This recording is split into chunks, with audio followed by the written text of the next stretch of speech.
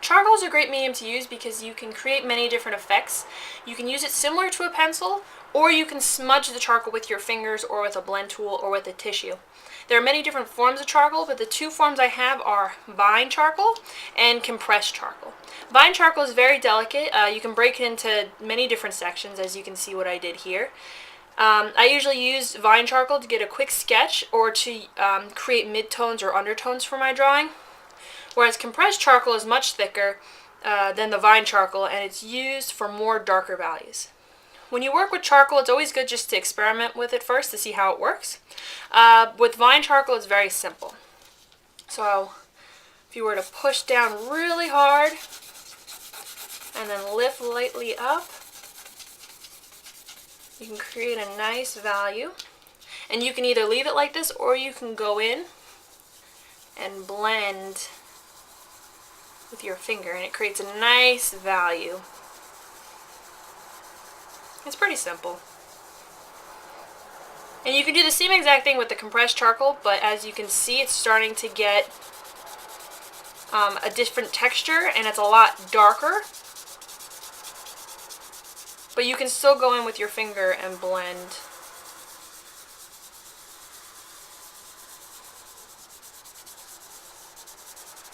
Like that. You can actually use these two charcoals together. What I like to do is I use like I said, the vine for like undertones or midtones, and then I go over with the compressed charcoal to get my dark value. So if I were to draw a cone, which I kind of started drawing already, I can use my vine to kind of get an undertone and kind of blend it in there.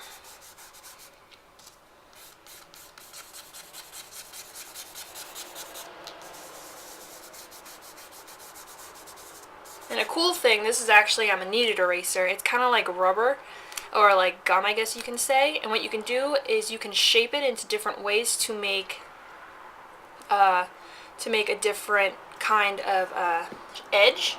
And it actually picks up or helps blend your charcoal to get that lighter value.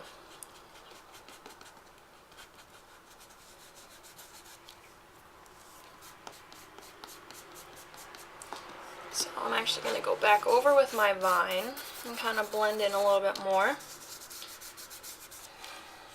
And then I'm going to actually go back over with my compressed charcoal to add those hard edges in there. And I can actually overlap. Now with charcoal, you don't have to actually blend all the time with your finger. You can actually just use it as if you would use a pencil. So you could use different shading techniques like scribbling or cross-hatching, and you'd get still kind of the same effect. It would just be much darker than what a pencil would use.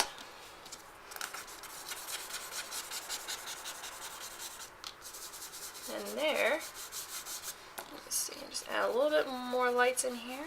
That's just a simple drawing of a cone. Just add some darks in here.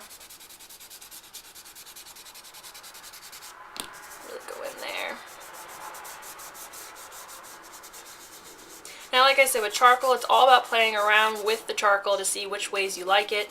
I like to smudge my charcoal and add some textures with my lines, just to create more different values. Another cool thing we can do with the vine charcoal is you can take it and kind of move it around. It actually creates like really cool different like effects with the charcoal. So.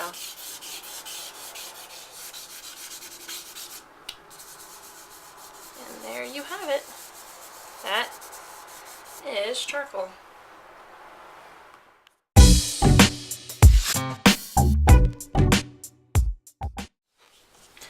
Pastels are a great medium to use when working with color. There are two forms of pastels. There's oil pastels and chalk pastels. Chalk pastels are kind of similar to chalk. It's a lot smoother and it's used a lot, kind of similar to charcoal. But instead of working with grays, whites, and blacks, you actually have a variety of colors to work from. You can use it similar to charcoal, where you can smudge or blend the colors together, or you can overlap the colors to create a really good dimension. So first you want to take your pastel and blend it on the paper. So you can do the same exact thing that you did with the charcoal. And when you're working with pastels, you might want to use a different shade or tint of the color. It actually creates more dimension, like I said earlier. You can see that it's kind of have more of a gradation than before. If I go in with my finger, you can see more of that value in the blue, and you can see that it's more chalk-like and more charcoal-like. It's very messy, but it creates a lot of cool colors. And like I said, you can overlap colors. You can use the white to add a lighter color. You can really go in there and blend.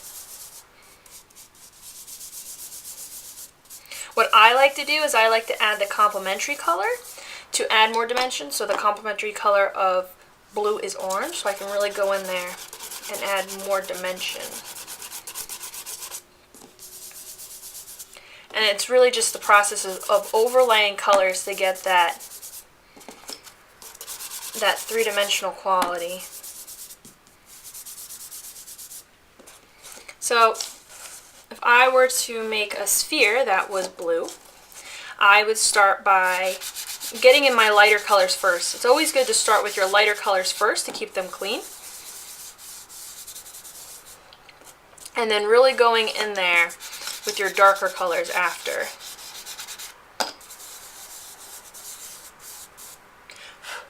Oh. Hopefully when you're working, you're not staining your carpet like I just did. Make sure you're working on a table. You really just go in there and blend. And like I said, use other colors, because there's colors within colors. So I can actually add a yellow in there if I really wanted to. Just overlap. And like I said, with similar to the charcoal, it's all about playing around with the pastels and seeing how you like it. Get more dark blue in there. Add some orange in there.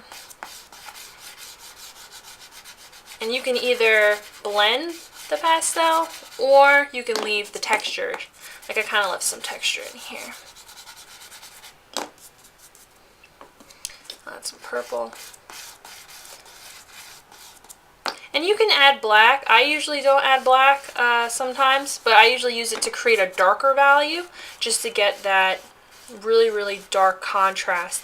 So if I'm using black, I'm just going to take another color and overlap it with it.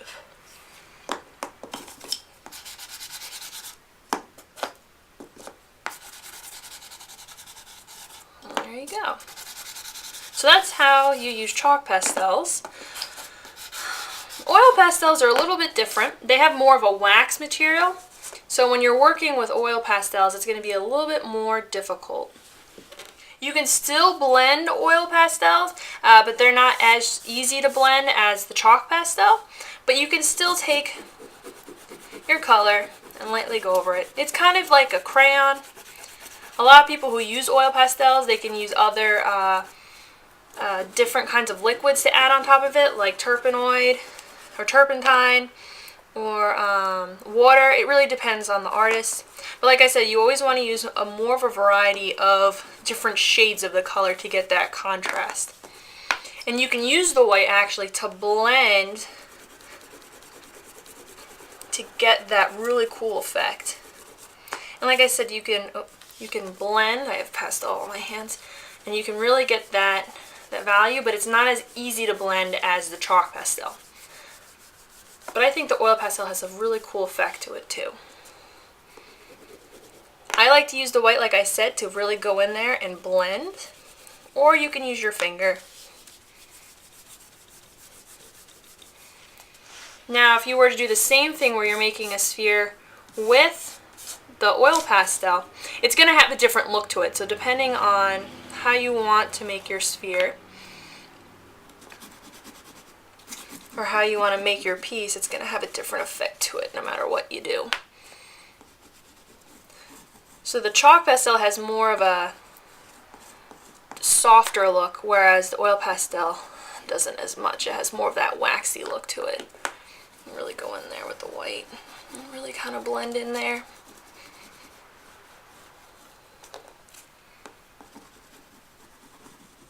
And I'm going to add the same colors that I added for the other one. So I added in a yellow. And I added that black edge. But I'm going to overlap it with my really dark blue. And I also have to add a little bit of orange. So like I said, always add the, it's always good to add the complementary color in it. It creates more depth. Take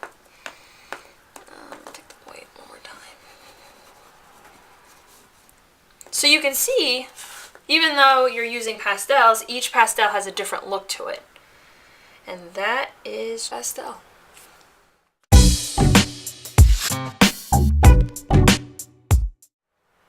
Color pencils are a great medium to use when you want to use fine detail. They're very similar to using a pencil, but instead of only having one shade to work with, you have all these different colors to work with. So let's just get started. I'm going to make a value of green. So I'm actually going to start with a lighter green. I'm just going to push really, really hard on my pencil and go a lot lighter.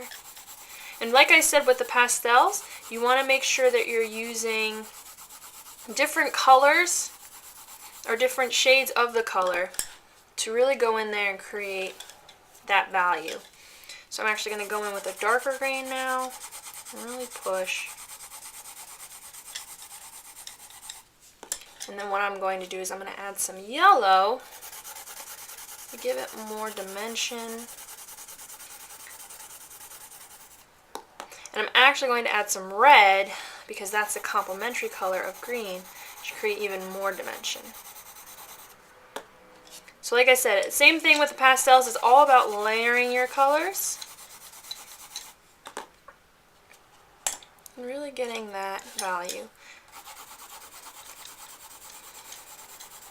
And you don't have to all go the same direction. You can go in different directions. So you don't have to just go up and down. You can go side to side, go vertical, horizontal. It doesn't matter. It actually creates a cooler look and it creates more dimension when you do it in different directions as well. Got some black back here. And I'm actually going to add some white because it'll actually help blend my colors together a little bit more.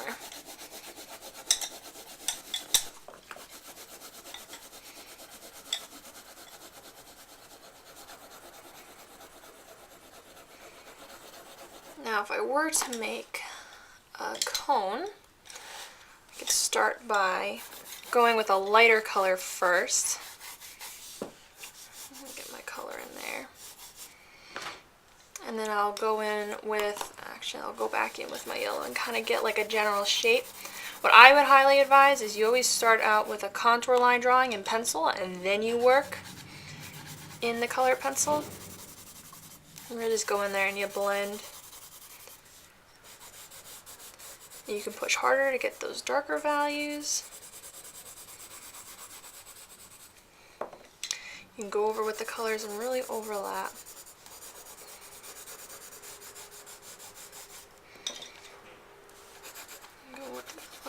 So you always want to start with your lights first and then go in with your darker colors.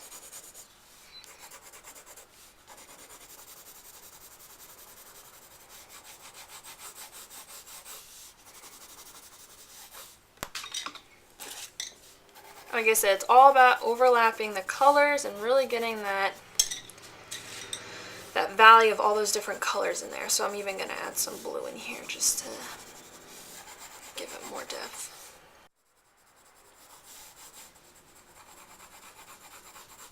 And that is how you use color pencil.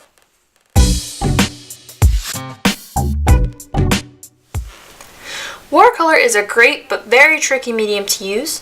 When you first get watercolors, they're dry, so the way how you get your color is by adding water. So I'm adding water to my color. Now when you're working with watercolor, you want to make sure that your colors stay clean. If you have to mix a color, you can mix on this mini palette here. I started mixing purple. So you would obviously take your color and mix it in there. And then you would clean your brush off and grab another color and mix it in there. And a lot of times artists use this side palette to save colors, and what they can do is just by adding more water if it dries to get the color back. The rule with watercolor is when you add more water to your color, the lighter your color is going to be. And the less water you add to your color, the darker your color is going to be. And when you're working with watercolor, you want to make sure that you're layering your colors. So let's say you put a light wash down of your colors. You're going to want to wait for it to dry before you add your darker colors over it. So there's a lot of different techniques that I'm going to show you with the watercolor. So the first one is a solid wash. And what you're pretty much doing is you're laying out an even spread of color. And this is good for skies and just solid colors for your artwork.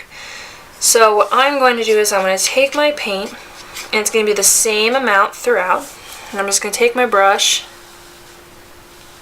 and create this even amount. And what's happening is I'm actually working on watercolor paper, and the water is actually soaking up in the paper. So like I said, this is great if you just want like a solid color.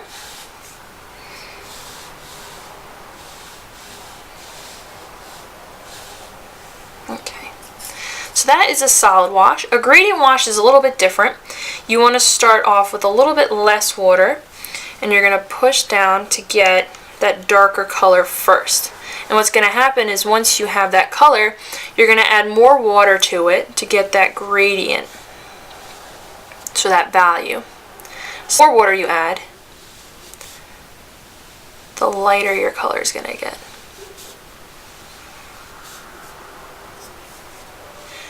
Wet on wet is when you wet your paper first with the watercolor, and then you kind of just let the watercolors do their own thing.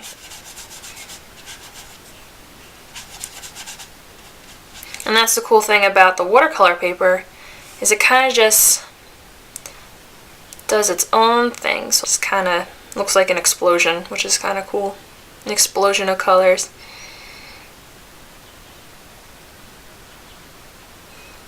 Dry brush is when you want to get more textures with it, so you're going to have less water and more of the color. So you can kind of get like, oh, this is still kind of wet, but let me get a different. You can kind of get more textures. It's more of the paint rather than the actual spreading of the water. And you can do this to go over your water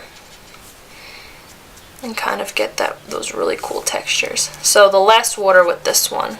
So like I said, when you're working on with watercolor, you want to make sure that you layer your colors. So you always want to get a lighter color first, and it's all based off of preference too. And you would want to let this dry.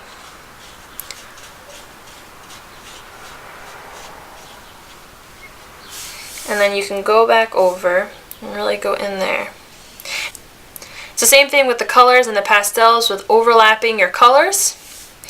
So even though I'm using this dark blue to get this gradation, I'm actually going to add some red in here so I can get a purple, or the purple that I made here. And it's all about playing around. Sometimes the watercolor just kind of does what it wants.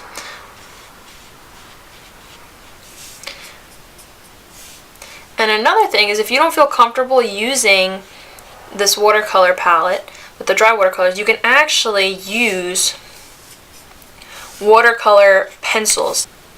Watercolor pencil is really cool to use because you can kind of color in your area with your with the pencil. So let's say if I have a sphere here, And I really go in and I color in the area. What this does is it adds the pigment already, and you just add the water over the color. And it will spread the color around for you. So for example, take my brush, I go over it, it already has the watercolor to it. I like using watercolor pencils better. It just works faster.